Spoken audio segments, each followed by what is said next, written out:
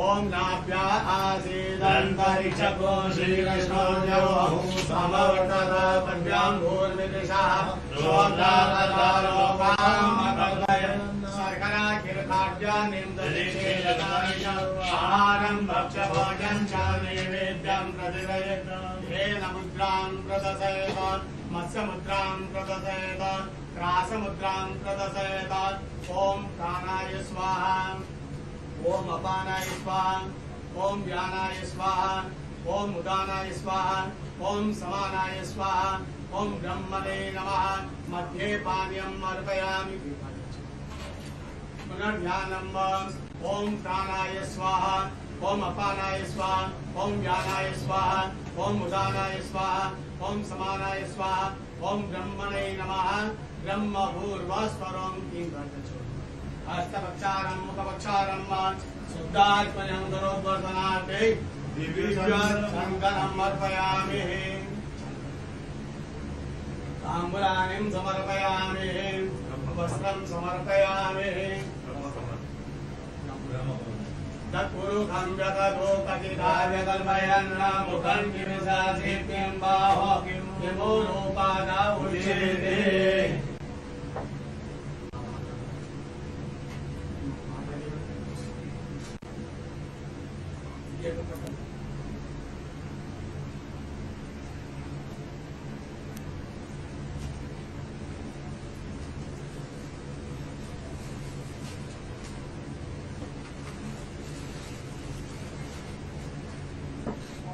ओम वस्त्रं चतुर्मुखं व्यततो कथिताय कल्पयन् मुखं किमिषासि किं बाहो किमो रूपादा उच्यते वस्त्रं समर्पयामि आभूषणार्थे गन्धाक्षतमर्पयामि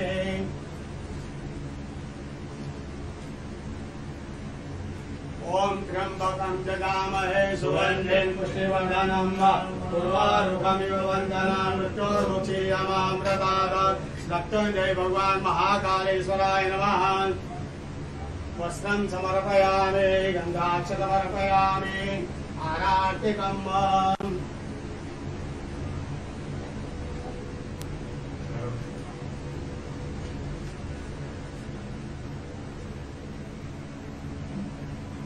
ओम अग्निदेवता वातो देवता सूर्यो देवता चन्द्रमा देवता वसो देवता दुर्गा देवता चिता देवता वरुणो देवता विषे देवा देवता बृहस्पति देव इन्द्रो देवता वरुणो देवता अर्कोणगौरं कर्णावतारं गन्धारतारं भुजगेन्द्रं सदा वसन्तं हृदयारेन्द्रे भवं भवानी दयितं नमः सांगाय सहपरिवाराय नमः सहशक्तिदाय नमः आराधितं समर्पयामि पार्वत्यै नमः कार्तिकेश्वराय नमः ओम नंदिकेश्वराय नमः सांगाय सहपरिवाराय नमः आराधितं अर्पयामि शीतलेस्तरणं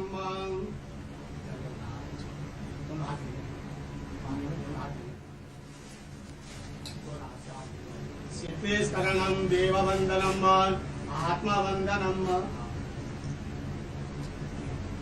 आत्मरक्षार्थ आराधिकम् अर्पयामि मन्त्रपुष्पाञ्जलिम् ओम तत्पुरुषाय विद्महे महादेवाय धीमहि तन्नो रुद्रः प्रचोदयात् ईशानः सर्वविद्यानाम् ईश्वरः सर्वभूतानां ब्रह्माधिपतिः ब्रह्मणोऽधिपतिः ब्रह्मा शिवो मे अस्मि सदा शिवो मंत्रपुष्पाञ्जलिं अर्पयामि यानि कानि सपापानि धर्मान्तरकृतानि च तानि तानि विरक्षन्ते प्रदक्षिणां पदे पदे आवाहनं न जानामि तवार्चनं पूजां चैव जानामि क्षम्यतां परमेश्वर मन्त्रहीनं क्रियाहीनं भक्तिहीनं सुरेश्वर यत्पूजितं मया देव परिपूर्णं तदस्तु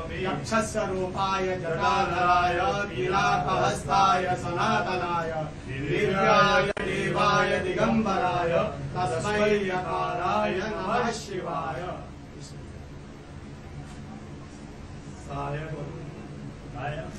सायंकाले शिवं दृष्ट्वा निशि पाप विनश्यति आजन्म प्रथमाध्यान्ये शायाम्ने सप्तजन्मनि देवाञ्चतत्त्वानां नवान् कोटिजतिरवे पंचकोटि अनुराणां तत्तां शिवदनं समाप्ता नमस्काराणि समर्पयामि।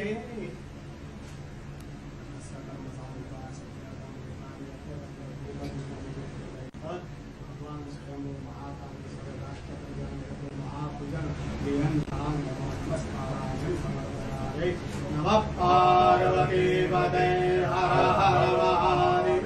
महाकाल महाराज की धर्म की जय हो, अधर्म का नाश हो, प्राणियों में सद्भावना, विश्व का कल्याण, गौ माता की जय हो, जय जयकार। नमः पार्वती पते हर हर महादेव।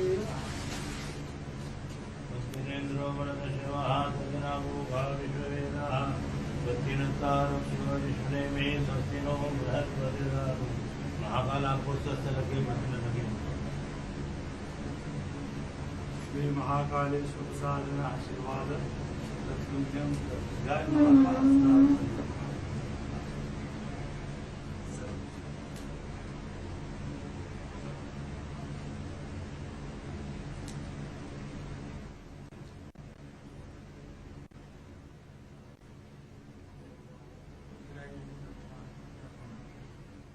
प्रधानमंत्री नरेंद्र मोदी ने विधिवत पूजा अर्चना की। भगवान महाकाल के दरबार में पहुंचे हैं राष्ट्र निर्माण की संकल्पना को साकार करने के लिए, राष्ट्र निर्माण के संकल्प की सिद्धि के लिए, जगत गुरु भारत की संकल्पना को मूर्त रूप देने के लिए और साथ ही साथ जो विकसित भारत का सपना उन्होंने देखा है उसको धरातल पर वास्तविकता में परिणति देने के लिए, संकल्प से सिद्धि के लिए आए हैं। ये हमारी ही संस्कृति है अजय, जो कहती है कि धर्म की जय हो, अधर्म का नाश हो, प्राणियों में सद्भावना हो, विश्व का कल्याण हो। राष्ट्र निर्माण के संकल्पना के साथ और विश्व कल्याण की कामना के साथ इस समय प्रधानमंत्री नरेंद्र मोदी महाकाल के दरबार में हैं और इस संकल्प को सिद्धि में पूर्ण करने के लिए इस समय साधनारत हैं। जो ये दृश्य आप इस वक्त देख रहे हैं, आपको ये समझना बहुत ही आवश्यक है कि ब्रह्मांड का एक अकेला ऐसा शिवलिंग जिसका आप इस वक्त दर्शन कर रहे हैं, जो दक्षिणाभिमुख है, यानी जो दक्षिण की ओर मुख किए हुए हैं। आप और हम सभी जानते हैं कि दक्षिण की जो दिशा होती है वो यम की होती है, यमराज की होती है। लेकिन जो यम को भी जीत ले, जो काल को भी जीत ले, वही है महाकालेश्वर भगवान आशुतोष। और इस महान शिवलिंग के ठीक ऊपर श्रीयंत्र स्थापित है, जो इस वक्त दृश्य में नहीं दिख रहा है, लेकिन आप उसकी कल्पना कर सकते हैं। वहां से बाईं ओर भगवान श्री गणपति विद्यमान हैं, दाईं ओर त्रिशूल के पीछे भगवान कार्तिकेय विद्यमान हैं और ठीक बीच में मां पार्वती। पूरा का पूरा जो शिव परिवार इस अद्भुत दक्षिणाभिमुखी ब्रह्मांड के इस अनोखे शिवलिंग में विद्यमान। और इस मंदिर के निर्माण की समय सीमा तो शायद हम आपको बता सकते हैं, लेकिन इस ज्योतिर्लिंग के आविर्भाव की जो समय सीमा है उस तक अभी तक कोई भी पहुंच पाने में समर्थ नहीं हुआ है। और ये जो ध्यान की स्थिति है जिसमें षडाक्षर मंत्र या फिर पंचाक्षरी मंत्र का ध्यान किया जाता है, वो बहुत ही अद्भुत मंत्र, जिसमें हर अक्षर कुछ न कुछ संदेश, कुछ न कुछ शक्ति लेकर के आता है। और अब उसी षडाक्षर मंत्र को एक एक शब्द के अर्थों के अनुसार षडाक्षर मंत्र की जो उच्चारण विधि है उसको कहने का मैं प्रयास करता हूं। ओंकारं बिंदु संयुक्तं नित्यं ध्यायन्ति योगिनः कामदं मोक्षदं चैव ओंकाराय नमो नमः। नमन्ति ऋषयो देवाः नमन्त्यप्सरसां गणाः नरा नमन्ति देवेशं नकाराय नमो नमः। महादेवं महात्मानं महाध्यानपरायणं महापापहरं देवं मकाराय नमो नमः।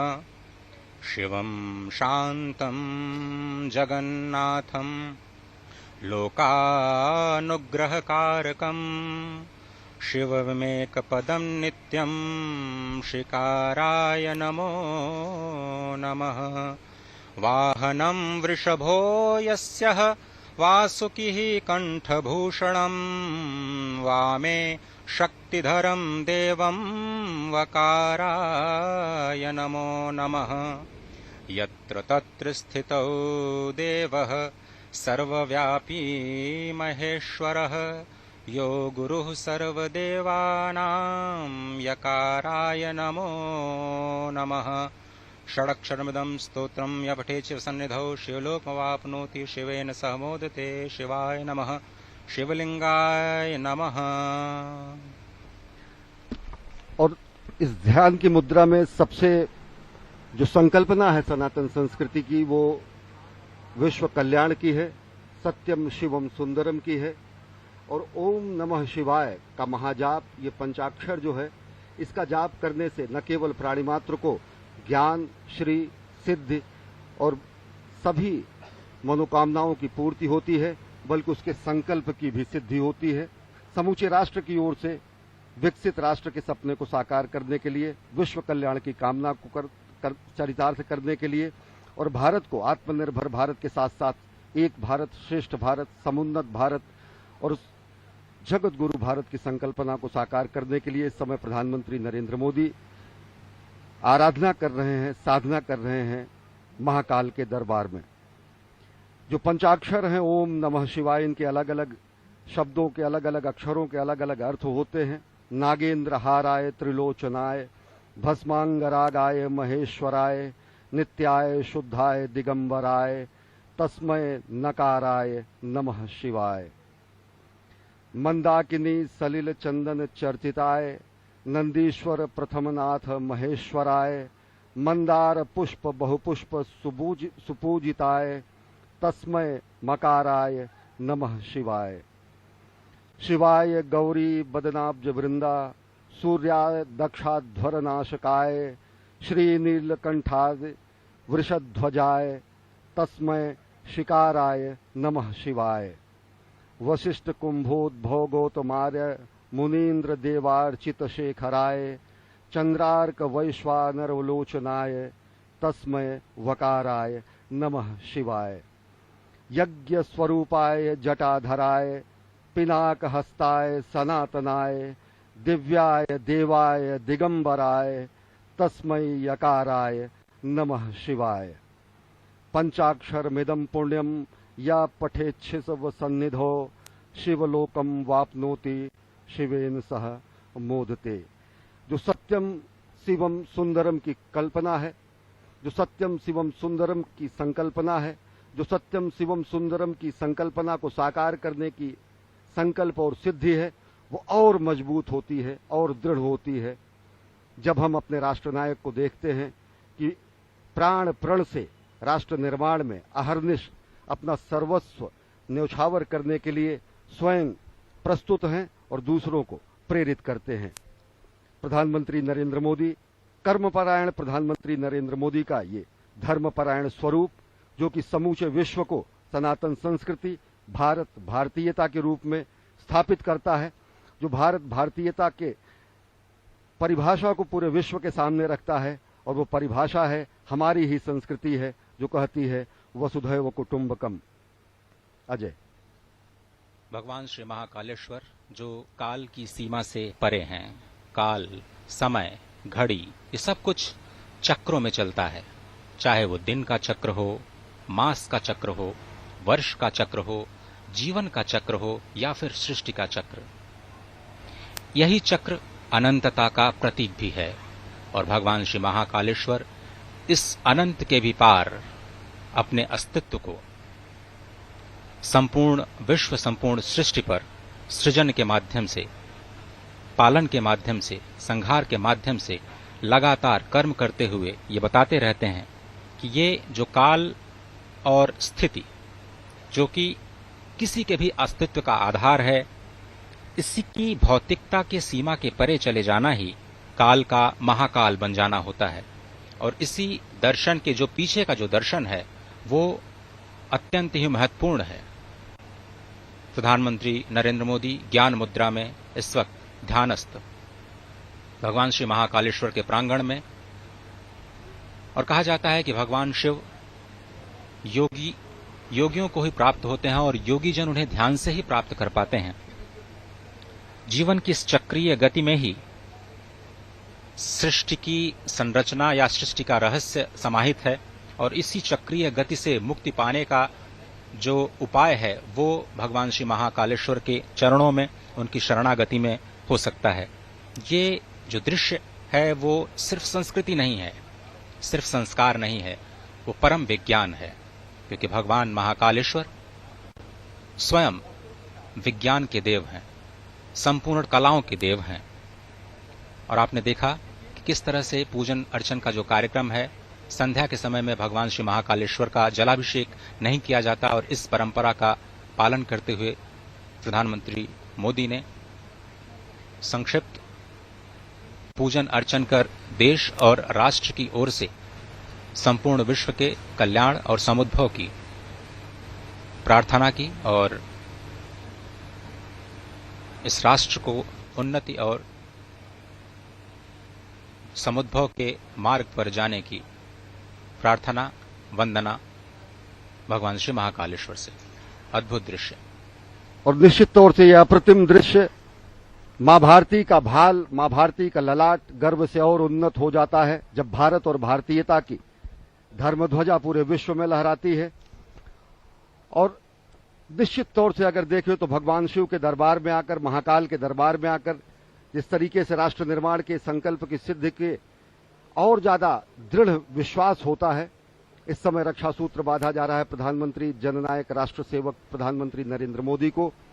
और अगर देखें तो भगवान शिव वास्तव में विलक्षण देव हैं, शिव सत हैं, शिव शाश्वत हैं, शिव आदि हैं, शिव अनादि हैं, शिव अनंत हैं, शिव अंत हैं, शिव आदि योगी हैं, शिव महायोगी हैं, शिव मुक्तिदाता हैं, शिव मोक्षदाता हैं, शिव नाथों के नाथ हैं भगवान भोलेनाथ, और कालों के काल हैं भगवान महाकाल।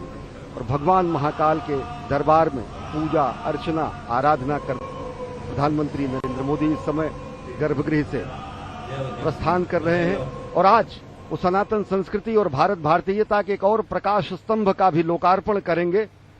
भगवान महाकाल के महालोक का विश्वार्पण होगा, आज लोकार्पण होगा। यह भी सनातन संस्कृति के लक्ष्य से और विश्व में भारत की बढ़ती हुई शक्तिबोध और भारत के नए स्वरूप को परिलक्षित करेगा। इस समय परिक्रमा कर रहे हैं और भगवान शंकर के वाहन नंदी के बगल इस समय ध्यान कर रहे हैं प्रधानमंत्री नरेंद्र मोदी।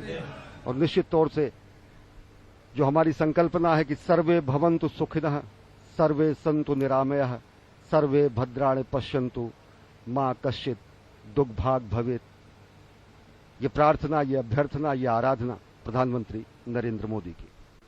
भगवान श्री नंदीश्वर को स्वयं धर्म का स्वरूप माना जाता है। अपनी मान्यता को, अपनी कामनाओं को भगवान श्री नंदीश्वर के कान में कहने की जो प्रथा है वो अत्यंत प्राचीन है।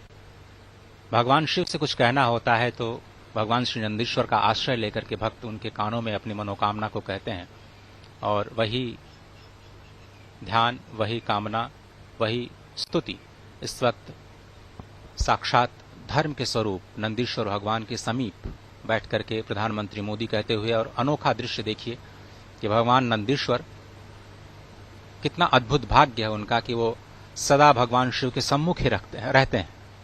और इस स्वयंभू शिवलिंग की एक अद्भुत महत्ता एक और भी है कि जब भगवान सूर्य की किरणें उज्जैन में पहली बार आती हैं तो वो इसी शिवलिंग का अभिषेक करती हैं। भगवान सूर्य की किरणें जब अस्ताचल की तरफ जाती हैं तो स्वयं इस शिवलिंग का अभिषेक करती हुई जाती है।